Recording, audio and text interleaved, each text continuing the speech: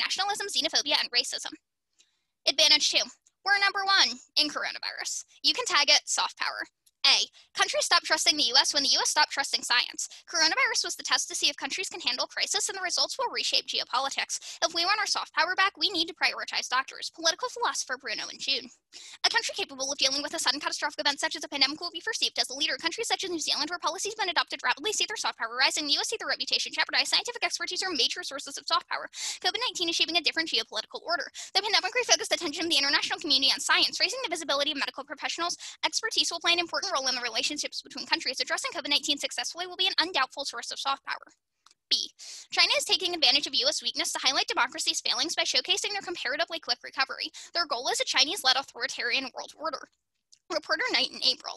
As Trump deflected criticism for shortages of medical equipment, supplies from China were arriving in Europe and Africa with the disease reportedly under control. China rebranded the pandemic to a symbol of its leadership. China is building its soft power, says Rabini, advisor to Clinton and Obama. They use this crisis to say our political system is better, our economic model is better. The crisis may have profound implications for the balance of power if the U.S. doesn't come up with counterplay. The political economic model of China is going to be appealing to semi-authoritarian countries. Rabini says democracy is under threat. C. Democracy holds government accountable, thus preventing war, state instability, genocide, and structural violence. The more democracies in the world, the more peaceful that world is. Global Affairs professor Courtwright in 13. Relationship between democracy and peace is significant, becomes stronger as number of democratic states increases. Democratic states are less likely to go to war with each other. Liberal democracies insulate themselves from violent internal challenges. Citizens who express their preferences about alternative policies are less likely to become soldiers. Genocidal killing is directly associated with absence of democracy, holding constant regime type, ethnic diversity, economic development, population density, and culture. Lack of democracy is the most significant indicator of mass repression. D. Only the U.S. is trusted enough to lead global scientific collaboration to solve existential issues like public health, climate change, biodiversity, space travel, and nuclear war. It's an impact filter. ISC President-elect Gluckman and State Department Advisor Tariqan in June. Science diplomacy played an important role in preventing U.S.-Soviet relations from degrading into mutual destructiveness. Major powers agreed on the Antarctic Treaty. Collaboration between the superpowers grew in space. Science diplomacy played a constructive role in approaching climate change, biodiversity loss, and global health, most notably with the IPCC. Other agreements, such as the Convention on Biological Diversity, provided ways to engage science. Economies are suspicious of Chinese theft of research. Scientific misconduct are endemic in China. COVID amplified concerns. Accusations flow about accuracy of Chinese data. As the U.S. moves away from the international stage, China has filled that space. Ready for cross.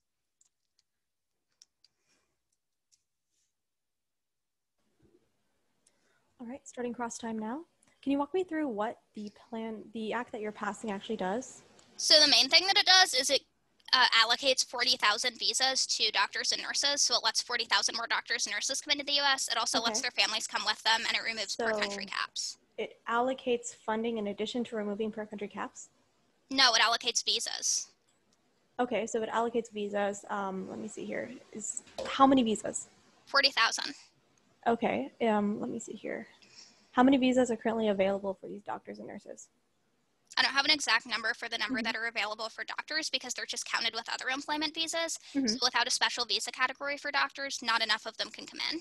Okay, so you're creating a special visa category for doctors? I mean, yeah, that's one way to conceptualize what the plan does. So you could conceptualize it as creating a special visa category. You could conceptualize it as just giving special employment visas because we're in the time of a crisis, you know, however you want to think about it. Okay, so you're making a special exception because we are in a crisis. Okay, let's see here. So how does that solve for Advantage 1? So Advantage 1 has two scenarios. The first is this ruralism scenario. Yeah. There aren't enough doctors in rural areas, meaning that there isn't enough healthcare in rural areas. So if we give these doctors green cards, that would allow them to take those jobs, because the problem is we've just had these jobs open for such a long time because there aren't enough doctors to fill them. And then the second scenario would be this brain gain scenario, which talks about how if we increase the number of doctors and nurses that the U.S. takes, then other countries will be more willing to train their doctors and nurses in hopes that they can eventually come to the U.S. But of course, not all of them are going to immigrate, so it's going to boost health systems worldwide. Okay, so I guess my question is, do you have any evidence that these doctors would actually go to areas that are in healthcare deserts? Yeah, that's the A card. It talks about how immigrants are much more likely to go to rural areas, partly because that's where the jobs are and partly because they don't have family ties in the United States, so they don't have any reason to stay in specific cities. Okay, so because of that, there's, okay, I see what you're saying. So let's go to, I have a couple more questions on your solvency, I guess. So on your solvency evidence, you say that removing the per country cap in addition to doing the plan, is it the per country cap on visas or the per country cap on legal permanent residency? The per country cap on these specific doctor visas. So Okay, anybody from any country could apply to these visas instead of, because like for most employment visas, you can't have more than 7% of people from any given country, right? So that just wouldn't apply for these visas. Oh, okay. So in making a new visa category, you would also remove the per country cap for that visa category. Yeah, or for this specific type of employment visa. For this specific employment visa category. Are these permanent visas or temporary stay visas? And if so, how long do they last? They're permanent immigration visas, green cards. Oh, they're green cards. Okay. Yeah. Okay. All right. I think that's all the questions I have. I'm just going to take running prep. That's all right? Starting now.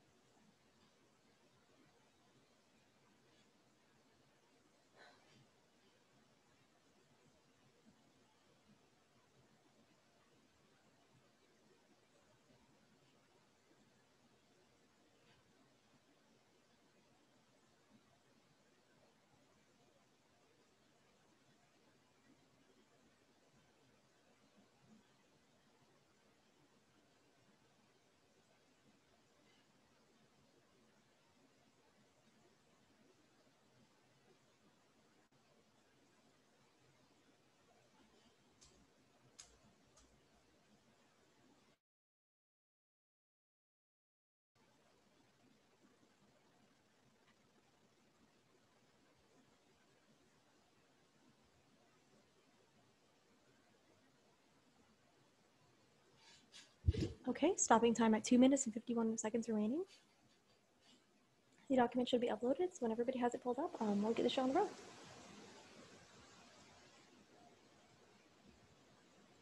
The order is going to be 2 off. No, excuse me, 3 off, then case, in the order of solvency, advantage 1 and advantage 2.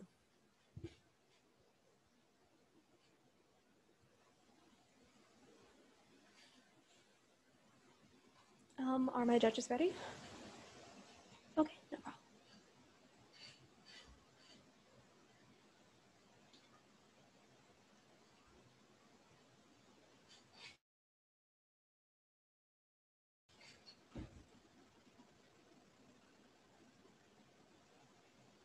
Okay, everybody's good?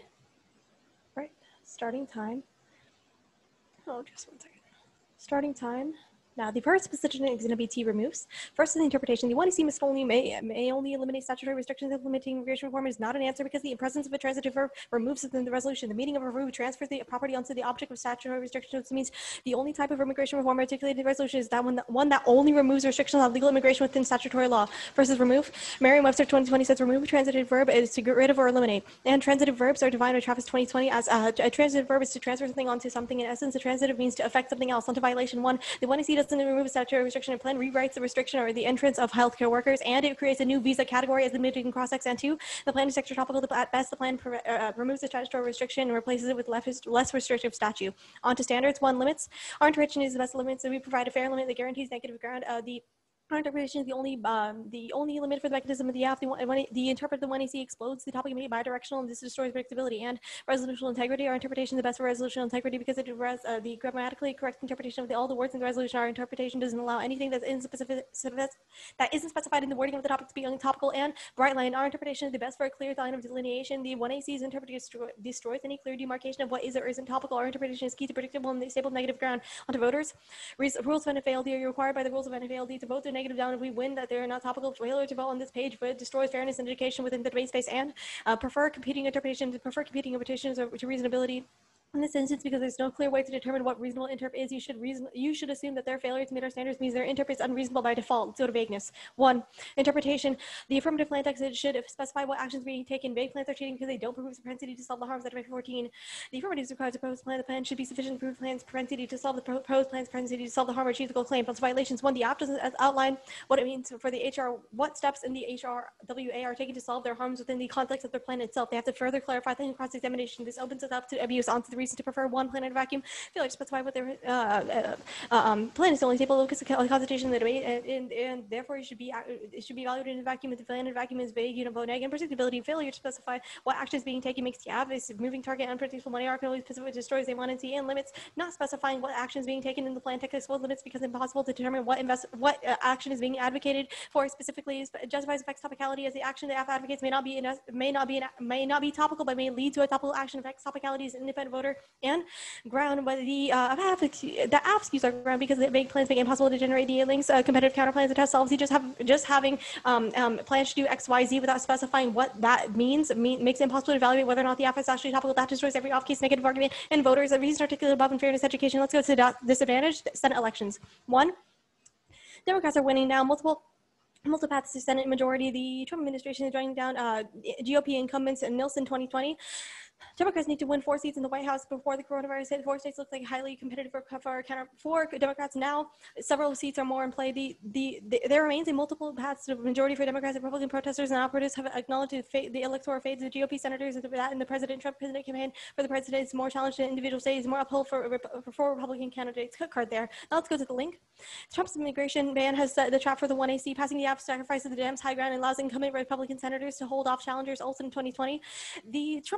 President Trump's executive order banning work-related immigration intensifies the election year no disorder dispute of immigration policy. Trump's order throws a monkey wrench into the Democrats' control of the Senate, which can count on Republicans and the conservative media to ramp up immigration talk. If they repeal Trump's order while unemployment is high, they risk voter backlash, and they cut a deal with the pro-business Senate Republicans to pass immigration reform. They will likely have to make concessions as the GOP numbers will protect themselves from a primary challenge. Trump's order ensures that immigration will not be more contentious issue than the foreseeable future. Let's go to impact scenario 1, global leadership. A decisive victory is necessary to win the Senate majority and reversing Trump's international policy and securing Biden's appointments. Libersats 20. A modest victory may not be enough to trigger the net gain of Senate seats. The Democrats need for a majority. The reversal of many Trump international policies would depend on attracting some GOP backing. A decisive victory would lead the Democrats to recapture of the Senate. A Senate majority would bolster President Biden's chance of winning congressional approval and legislation. A solid Democratic victory could endanger the future of Trump's political influence. And Biden's agenda is restoring the perception of U.S. and global politics, self-care leadership, pandemic response, and checks box on right on China. This also turns the advantage. Now, Soros 2020 states a Biden administration would pursue a full reset after 4 years of Trump, restoring Trump's American historic commitment to leadership and a responsible in the world stage. One of Biden's foreign policy objectives will lead surely to treat COVID-19 as a global crisis, leveraging international cooperation to protect Americans from the pandemic, as well as global efforts to combat the threat. And cut card there. The U.S. legitimacy is a linchpin of international order. Alternative and great power war, kick in 17. China and Russia pose the greatest threat to international order. This is sustained by the United States. Competing great powers clashing produced destructive world war. The U.S. has led order has been held in check in a great power conflict. The system has depended on democracies that had to remain healthy. The key variable in the United States' own willingness to contribute the upholding of some order they created depends entirely on American power. The abdication of American global responsibilities will encourage aggressive revisionism by dissatisfied power. Just cut card there. Let's go to case.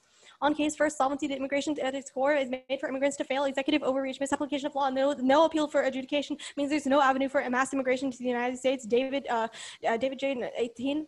Immigrants must show that they have a residence in a foreign country that has no intention of abandoning. The president can ban any immigrants he doesn't like. Visa denials by consular officers for foreign applicants needs to travel or immigrants to the United States cannot be appealed. The burden of proof is on immigrants and their sponsors and the government. The immigrants are guilty until proven innocent. Cut card there now. And second, they have no solvency. Removing the country cap is not enough. A dramatic increase of green cards is also needed. Beer 2020. Americans' employment-based immigration system needs to address this emergency. Abandoning current country limits would be a good first step. Congress needs to also increase the number of green cards dramatically to resolve the crisis. Now let's go to the COVID advantage. First, uniqueness overwhelms the link. Our healthcare system is trash. Adding more people to it doesn't fix anything. Madara 20. COVID-19 doesn't create the problems in our health system. It revealed the U.S. health system had needs that numbers needs to be addressed regardless of the type of system we have. A decade from now, relating our health system needs to prevent chronic disease, which affects some 100 million people in the United States, solving the dilemma of data liquidity, and so that information can more seamlessly be shared across systems. And a cut card there. And status quo solves across climate. Source 2020 evidence from the DA here. A blue Congress solves better for structural barriers to combating COVID. Any risk of tricking the DA turns the advantage. Now let's go to the second advantage. So first, no solvency. Any effort to improve international relations under Trump fails. Buttigieg, Gordon 2020. The failure of the administration of Trump to build international coalition to combat the coronavirus is the only latest manifestation of the deeper and potentially lasting failure. His America First doctrine with onus cut card there. And turn cross-apply the disadvantage here. Only a Biden agenda can reverse the damage of the Trump administration. Risking a red Senate permanently destroys soft power and puts our allies at unique risk of destruction. Buttigieg 2020. A single war, terrorist attack, pandemic, climate cluster event, or a nuclear confrontation could end up costing more than maintaining alliances in power. I'm going to upload a marked document, and then we'll get started. Just one second.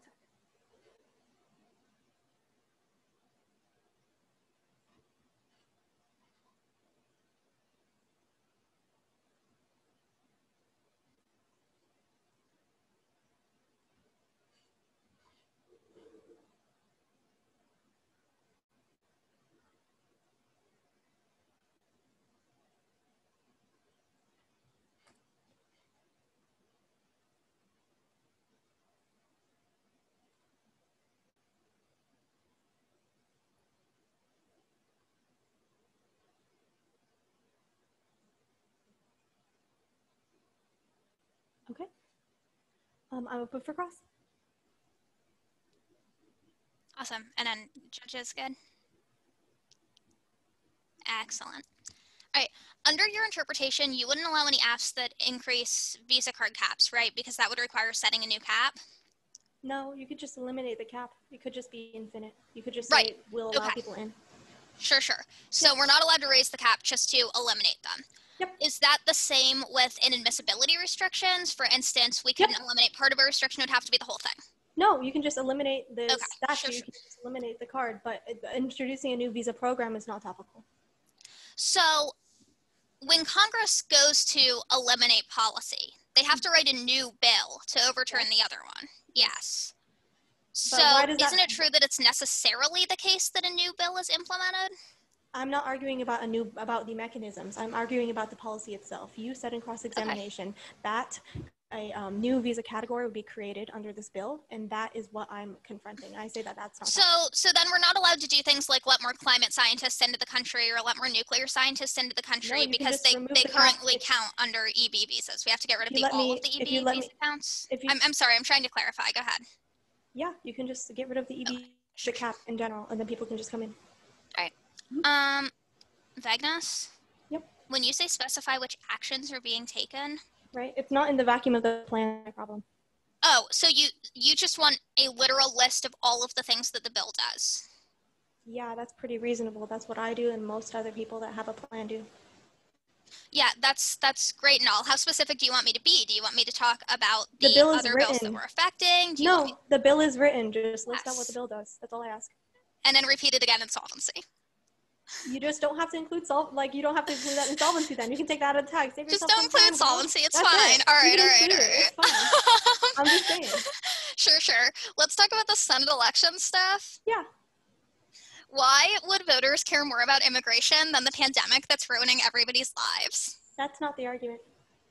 The argument is that the Democratic, so we're not trying to win over all voters. We're not saying that there's going to be a GOP landslide. We're saying that right now the margins are like razor thin for the Democratic party to actually win more seats in the Senate and actually flip the Senate blue, right? Yeah. And the Senate, so the link specifically states that the few independents that have some xenophobia, but they're like, okay, at least the Democrats aren't screwing over the economy. Maybe I'll vote for a Democrat. You know, there are those people that exist, and those people will be the deciders in these elections and in our future, right? So passing this now risks those people backlashing and just voting for the GOP because the Democrats have economic output. Okay. And how many of those people are there, and where do they live? So if you look at the card, it actually highlights 5 key Senate races. I believe Arizona. No, the link is what I'm asking about. Where do these swing voters live? These independents. You can refer to the uniqueness evidence for that. Okay, nothing further. I will take running prep.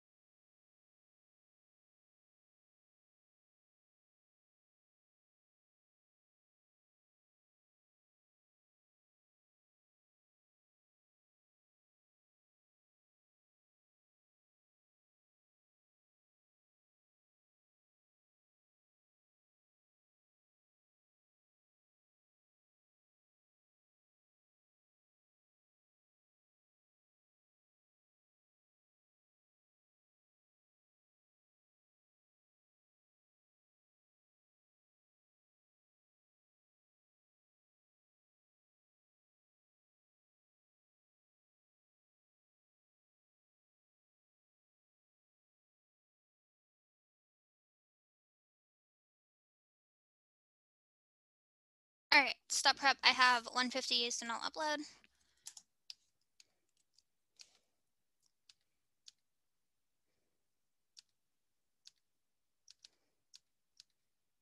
Okay, documents up. Order's going to be T, vagueness, case, and then the disad. And case straight down.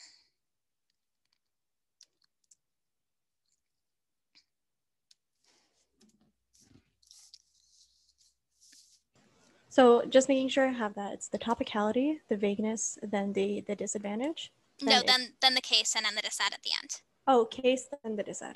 Yeah. Okay, just making sure. All right, yep. Thank you. All right. Everybody ready? All right. T, first I mean I remove visa restrictions for doctors and nurses by 40,000 visas. Counterinterpret, removing a restriction can end it or take something away from it. As long as the F lets more immigrants into the US, it's topical. Lexico Dictionary 20. Remove, take something away from or off the position occupied. I mean, I remove a restriction on doctors and nurses coming into the US. Standards 1. Ground, their interpretation requires huge Fs. If they want any access to any employment visas, they'd have to remove the entirety of the EB visa program. That means that the neg would always win on a pick to solve the Fs offense, but include fewer immigrants. They exclude Fs like climate scientists, country-specific refugees, nuclear scientists, or allowing cousins in under family visas. That's horrible. It means that it's a really small topic with a few huge affirmatives. That's bad for topic education, destroys clash, and means that we get bored in like November. 2, lit. The lit isn't written with our topic wording in mind. Removing parts of restrictions is key to access. The lit base lit is crucial to pre-run prep, which controls ground since you need cards to win. AF ground comes first, and SNEG always has generics like politics. 3, real world. Defending actual bills in Congress is good for real world advocacy. As long as we learn how laws are passed in the real world, it's also key to access the lit base. As long as a bill is in Congress, it's predictable, which justifies some extra topicality. And 4, extra T is good in this context since it boosts link ground, ensures clash, and gives us a more holistic view of the topic lit, which benefits education. They still get their links. Vote on reasonability. Any interrupt that gives both sides at least 3 core arguments is reasonable. 1, this topic wording is terrible and we don't yet have norms, so don't punish me for trying to figure out a reasonably topical F. And 2, T is an accusation of cheating. I shouldn't be punished if I didn't do anything actively wrong. Go to their standards. We solve bidirectionality back. We are not a bidirectional topic because my interpretation requires that we allow more immigrants to come into the United States. Raising a visa cap would not be bidirectional and would still link to all of these arguments about things like brain drain or overpopulation. Immigration is bad. The resolutional integrity argument needs to be dealt with on the competing interpretations level. That's how we determine how the resolution is supposed to be interpreted. They claim to set a clear bright line, but my interpretation also sets a bright line. It just sets a broader bright line for the topic because I'm arguing that AF ground is important. Go to vagueness. Counterinterpretation, the affirmative must specify the actor, the number of visas granted, and who gets access to those visas. I specify Congress and the President as the actor. 40,000 visas granted, and visas are granted to healthcare workers. Prefer 1, ground. My inter provides generic link ground to agent counterplans, politics, borders bad, brain drain, employment visas bad, USCIS overstretched, deferred action counterplans, federalism, etc. Any other interp arbitrarily overlimits the F by setting an unpredictable interpretation not justified by the rest. 2, bright line. My definition provides a clear bright line for what counts as vague. That's key to set topic norms in notoriously messy vagueness debates. 3, infinite regression. I can't read their mind to see how I could be more specific or how I could clarify all the parts of the plan. Their intern means I would spend all 6 minutes of the AC clarifying and it still isn't good enough. It's a literal bill. Do they want me to read the entire text of the bill? 4, AERR on theory since neg gets 2 on time skew if they go for it. 5, any more specification is over spec and denies them access to generic link ground. It would kill clash and topic debate. 6, cross-ex and disclosure check. They should have asked in cross-ex if they were confused. And 7, effects T is good. It's inevitable because of the rebet in the resolution. It increases topic ad and it bolsters neg link ground. Go to case. Extend solvency. We need to pass the Healthcare Workers Resilience Act so that we can let more healthcare workers in the U.S. to address the effects of the coronavirus pandemic. They say that there's executive overreach. The immigration ban that Trump passed doesn't apply to doctors per the actual executive order from the White House in April.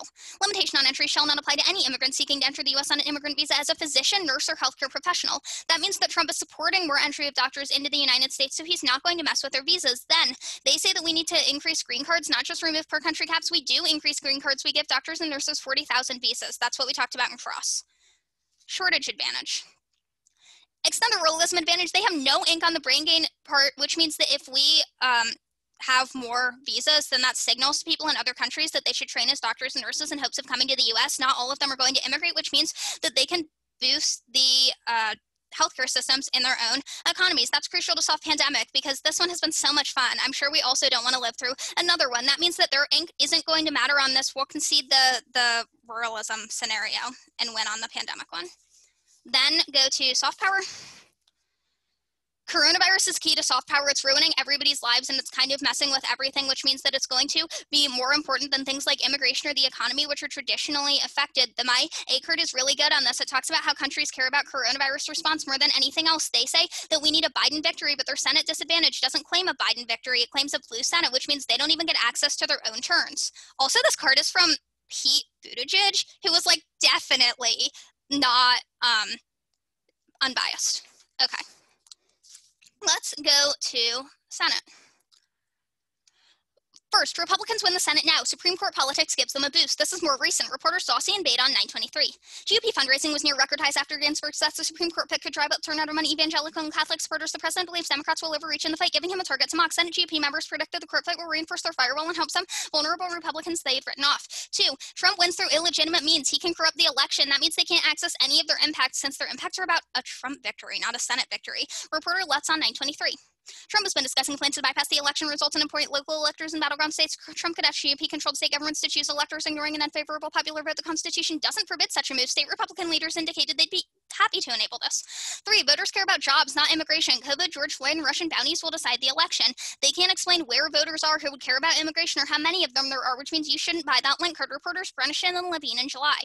Coronavirus killed nearly 100,000 unemployment surge. Trump felt badly in the polls due to his erratic response to crisis. Death of George Floyd sparked anger over racism. Scandal emerged over Russian bounties paid to the Taliban to kill U.S. soldiers. Unending barrage of bad news made a tough cycle for Senate Republicans even more difficult. They're in real danger of losing their 6-year-old majority. 4, turn. Trump's base hates immigration. They'll abandon congressional Republicans if they sign off on liberal policy. Pew researcher Doherty in May. Trump supporters view immigration as a very big problem. Trump's wall gets overwhelming support from his backers. Trump supporters were less supportive of a path to legal status. 5, playing gives Democrats a win. Voters support legal immigration. Reporter Rubin in 18. 38% say legal immigration should be kept at its present level. 32% say it should be increased. Americans who favor increased legal immigration has risen 22%, while the share who support a decrease declined 29 points. 33% of Republicans favor reducing legal immigration.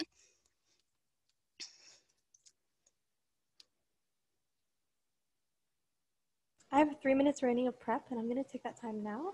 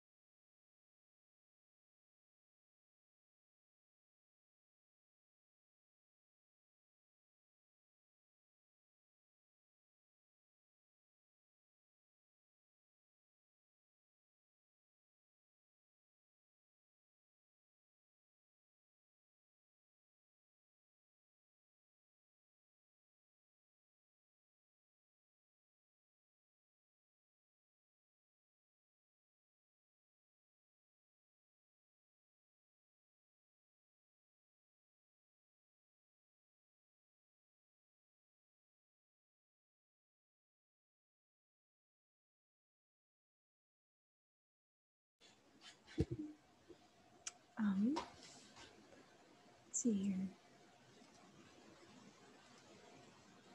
So there will not be a new document. The order is going to be topicality. Briefly on vagueness first. Is everybody ready? Okay. There will also be an overview in the beginning, just to make it pretty. We good? Everybody good? Yes? Cool. All right. Wait, where is... One second, I probably should. Okay. So, judges, you are going to have a very easy time voting for the negative team because there are two major concessions made in the 1AR. First, they concede that they make a new visa program, as they stated in cross-examination, that they make a new visa program entirely, which is completely extra topical, and which I address specifically within the one on which goes cold conceded out of the 1AR, meaning that this concession means they don't meet their own interpretation. They do not meet my interpretation, and it means that the affirmative plan specifically just shouldn't be allowed within the context of this debate. Now let's go to the topicality proper. First, to go to the meet. We meet. They say that they meet because they just remove they have the effect of removing a statutory restriction. Judge, they can't meet our interpretation because they're including a new visa category, and that is literally the opposite of the word to remove. So you're going to extend my interpretation because my interpretation. Because they do not meet my interpretation. Now let's go to the counter interpretation. On the counter interpretation, they say they meet they say that because they remove some part of a visa restriction, that means that they are topical. However, they actually only remove that as an effect of the plan, and also they don't meet it because they're creating an entire new visa category as admitted in cross-examination. Don't let them budge on this because they made this concession in good faith in the first cross-examination of the 1AC. Don't let them pivot out of this. They can't meet their counter interpretation without sacrificing their solvency. This is a double bind. Now let's go talk. Secondly, you can extend my extra T violations because the extra T good argument is the de facto admission that you violate topicality. Extra topicality is still a violation of topicality. So even if it's good within the context of the round, the fact that you undercut the benefits of like being topical means I can't engage with the affirmative in a meaningful way because you're creating an entirely new thing.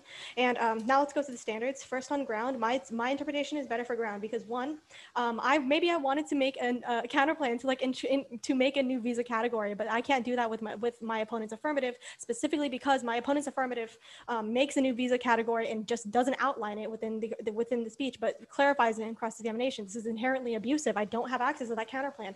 Next, let's go to this means that only the interpretation of the affirmative of the negative team is better for ground.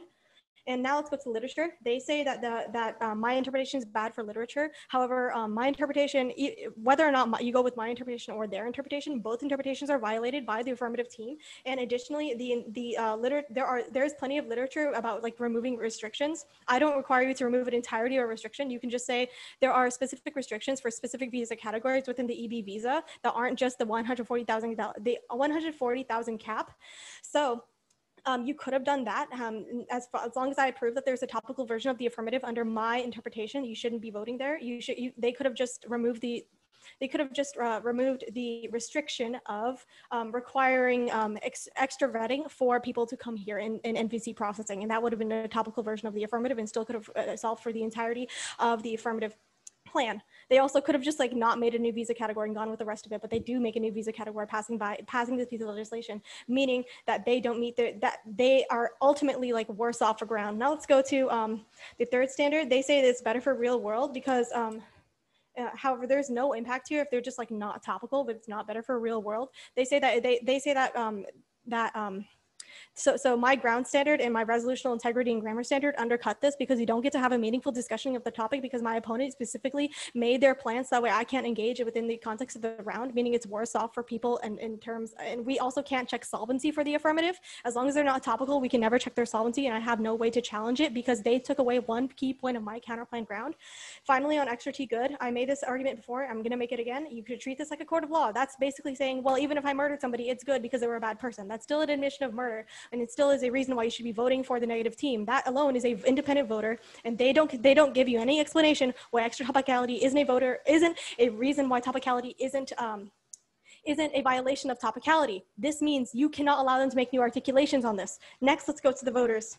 First, they say I should default to reasonability. However, reasonably, if you don't meet your own interpretation and you do not meet my interpretation, this means that they lose the reasonability standard. So reasonably, you should probably vote for the negative team. And on top of that, competing interpretation doesn't even come into play here because they violate their own interpretation. So the only thing you can do is just vote down the affirmative either on their interpretation or my interpretation. You're going to extend my voter that NFA LD requires you to vote down the negative team. Nadia, I know you do not like rules, but guess what? Even if you don't buy that argument, it's still better for fairness education in the round. I'm an immigrant woman who would like to talk about immigration policy and doesn't have the access to actually do that within the context of this round. In fact, diverting discussion to talk about rules is, in fact, and diverting discussion and making it impossible to have a discussion about immigration is the reason why our immigration system is broken in the first place. So you should extend across the fairness and education voter that this is worse for fairness and education and has negative impacts in terms of the actual context of this round. Now let's go to vagueness. On vagueness, they make the argument that we can use cross-examination as a means to check abuse. So do not let my opponent pivot out of what they said in cross-examination. They made the de facto admission that they are making a new visa category, which means they violate their interpretation and they violate my interpretation. So at the end of the day, being that they violate both interpretations and being that my interpretation is better for the round, and this just goes cold contested, and that I have no access to a counterplan or any means to check solvency of the affirmative, the only option you have is to vote for the negative team within the context of this round. So you're going to be voting for the negative team. They violate the rules, but even beyond that, they make it worse off for us to have policy discussions in the long term. Thank you. Okay, I'll take the rest of my prep. I have 210.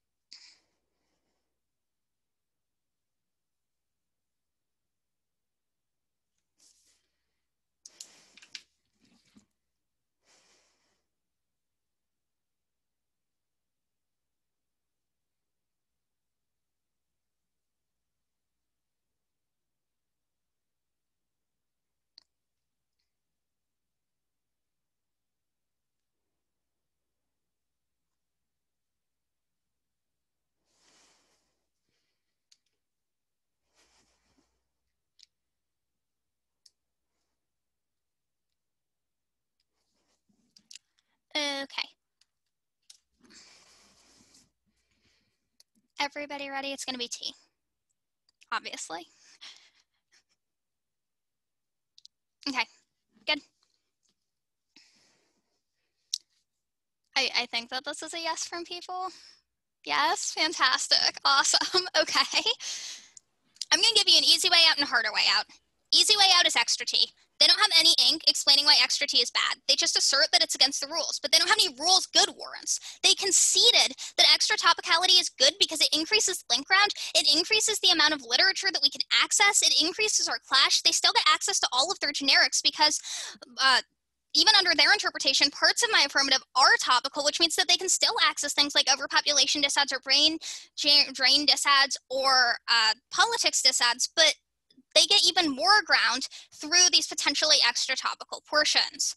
Now, they say that this is a jurisdictional issue within the rules, but we don't follow the NFA rules like ever. The NFA rules prohibit spreading. The NFA rules prohibit like cap Ks in certain contexts. Nobody follows them because they're so arbitrary they can't set a stasis point for jurisdiction. They have conceded that extra topicality is good because their only response to the standard was that I'm admitting that I'm extra T. Well, that's fine if extra T is good. That gives you a really easy way out. These are conceded arguments. They definitely outweigh the arbitrariness of the rules. If extra T is good, just in a broad sense because it increases link ground, that's an easy place to vote for me without even engaging with the competing interpretations debate. But we'll go to the competing interps debate. Okay, broad overview on the immigration system. So the immigration system is set up through the Immigration and Nationality Act, or the INA. And the INA sets aside a couple categories of visas through which people are admitted, and everybody else is restricted. They're not allowed to enter the United States. And then within each of those visa categories, shockingly, the INA doesn't list every single type of person that can be admitted, right? Through unemployment visas, they just say like employees can come. They don't say doctors and scientists and agricultural people, because that would be a really, really long law. So what creating a new visa category does is it does remove these restrictions set out in the INA. They're just not listed explicitly because to list every possible restriction in the INA would be basically impossible. That means that I am removing restrictions and I'm not creating anything new. I'm not adding to the number of immigrants that can come into the US. If I'm adding a new visa category, it's just the term for how we remove these restrictions, how we can allow these new immigrants to come into the United States. So I think they're maybe fundamentally either missing something or misconstruing it there. Let's talk about the standards level because they don't do enough work on this. They have conceded that affirmative ground comes first. That's under the second standard. It's a cold concession, which means you extend it through. Affirmative ground comes first because the negative always gets access to generics. They have conceded that their interpretation is way too specific. I meet my interpretation since I'm removing part of this employment-based restriction, and their interpretation requires huge affirmatives that would say remove all restrictions on employment-based visas. That means the neg would always win on a pick. They say they deserve a counterplan to create a new visa category. That's the kind of pick that I'm saying is bad, since it would mean that the negative would always win and the affirmative wouldn't have an out. They conceded affirmative ground comes first. Picks are bad because they devastate clash. They mean we never get to talk about the core issues of the topic. It's bad for fairness in education. Vote affirmative. Good round. Let's do jazz hands. Good round. Awesome.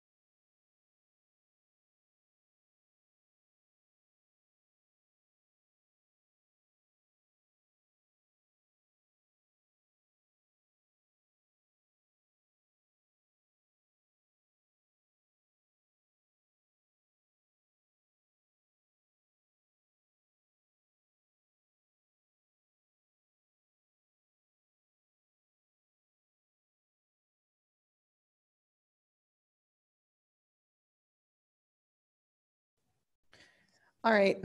Looks like we're both in. Do you want me to announce, Jessica? Sure, doesn't matter to me. Cool. It's a 2-0 for the affirmative. I'll go first. I ultimately think this is sort of kind of a messy debate on the topicality flow for the main reason being that I don't think particularly anybody's really going for the real offense that they have on this flow until like the very last rebuttal. The reason why I think that is this.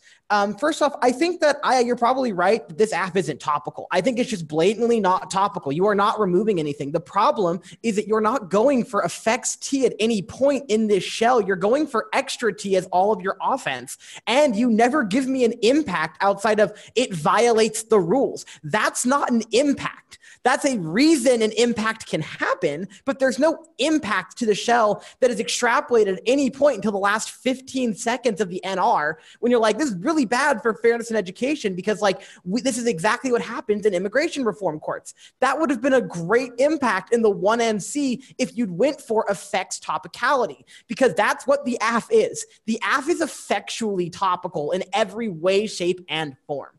It's not extra topical, right? There's no outside of the resolutional aspect the affirmative is doing. It's effectually topical. It is implementing a new policy that the effect of which expands the visa program. Even the counter-interp admits the affirmative is effectually topical. There's no offense about why effectually topicalness is good. However, there's two major concessions happening in the 1NR that I think really make me pull the trigger for the affirmative.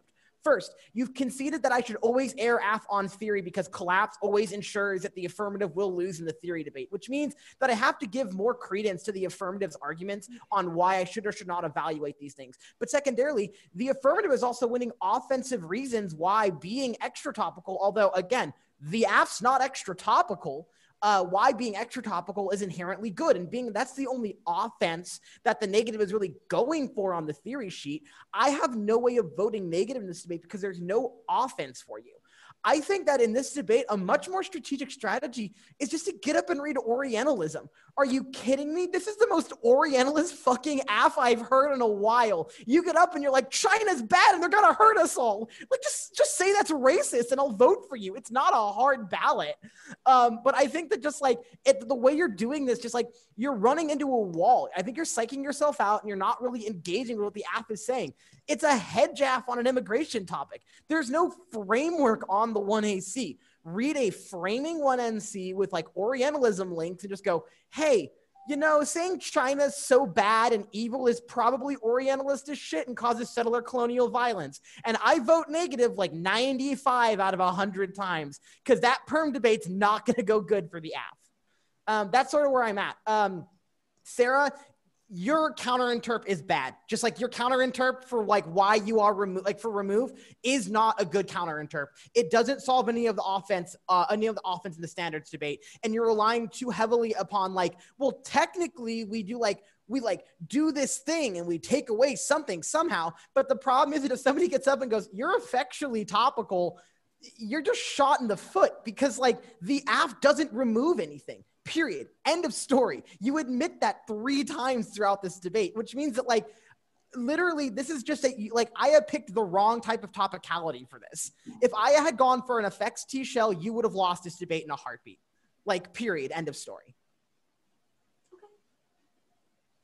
I evaluated it pretty much the exact same way I wrote in my ballot. I took the easy way out, which was the first option framed to us in the 2AR. I loved that framing, by the way. I thought it was very effective to be like, here's your easy way. Let's go through some muck on the other way. But I think you had the right strategy, right? T was your best choice of what you had to go for in the NR. So you made the right collapse. You just didn't engage enough on the standards debate. I think if you take the time that you invested on extra T and invest it into the standards debate, that could possibly get you the leeway that you need, assuming, like Nadia was talking about, a world where you didn't read a better FX argument, right? Then your only way into this debate is through the standards debate. And I think you've got some good nuggets there to talk about. You're just not, right? You're extending through ink your arguments in the NR about proving a topical version of the app and those types of things, but they're never responsive back specifically to the extra T arguments. And the one that I found particularly persuasive in this context was that AF ground comes first, right? So if we're supposed to evaluate ground, the filtering of AF ground comes first. That's the only prioritization of issues I get on the T flow is AF ground comes first, and that's completely unanswered by you. Okay. I also really like what you kind of started to go for about the parallels to the immigration court with the rules. I would have liked to see that be the argument, right? Like, why are we like not having a much more substantive engagement over that bullshit? And even engaging with this like reasonability type argument that comes into play. Like, look, reasonability is not real world, right? And there's kind of all these different arguments if you wanted to take a more critical approach towards the rules type conversation or fairness in education that you do in the NR. I think that is a strategy worth like sitting down and like hammering out kind of what that looks like, so you're not making it on the fly. But I think it could be a definitely a cool strategy there. Just in terms of some general comments, I don't think you needed the overview. You didn't really tell me anything. It was just kind of a 30-second non-value add. And you certainly didn't need to extend the cross-checks abuse argument. So just not necessarily the smartest use of time in the NR. And then with the case,